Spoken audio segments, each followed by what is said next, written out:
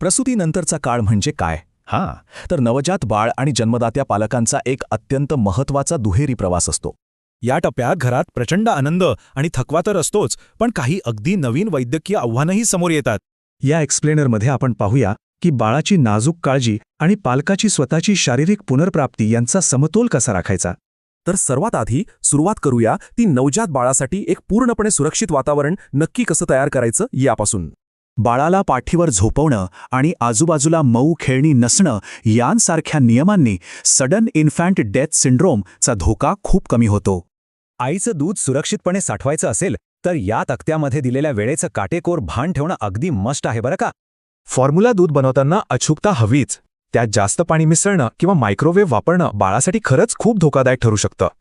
काखेतला ताप 100 डिग्री फॅरनहाईटपेक्षा जास्त असणं किंवा श्वास घेताना त्रास होणं ही धोक्याची लक्षणे त्वरित ओळखायला हवीत. आता वळूया अशा एका वास्तवाकडे ज्याकडे अनेकदा थोडं दुर्लक्षच होतं. ती म्हणजे जन्मदात्या पालकाची स्वतःची शारीरिक पुनर्प्राप्ती. शरीरात खूप बदल होतात. गर्भाशयाच्या आकुंचनापासून ते अगदी कोल्डपॅक्स आणि सिट्स बाथ्सची गरज असलेल्या वेदनांपर्यंत सगळंच असतं. अतिरक्तस्राव किंवा न थांबणारी डोकेदुखी, मातृत्वातील ही धोक्याची लक्षणं वेळीच ओळखून ताबडतोब डॉक्टरांशी संपर्क साधायलाच हवा.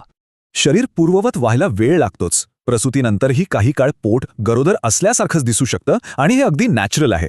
डॉक्टरांचा ग्रीन सिग्नल मिळाल्यावर हे असे सोपे आणि हलके व्यायाम ताणलेल्या पोटाच्या स्नायूंना सुरक्षितपणे पूर्वस्थितीत आणतात.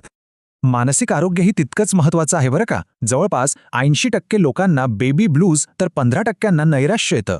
तात्पुरत्या बेबी ब्लूजपेक्षा पोस्टपार्टम डिप्रेशन ही खूप गंभीर स्थिती आहे, ज्यावर तातडीने वैद्यकीय उपचार घेणं अगदी मस्ट आहे.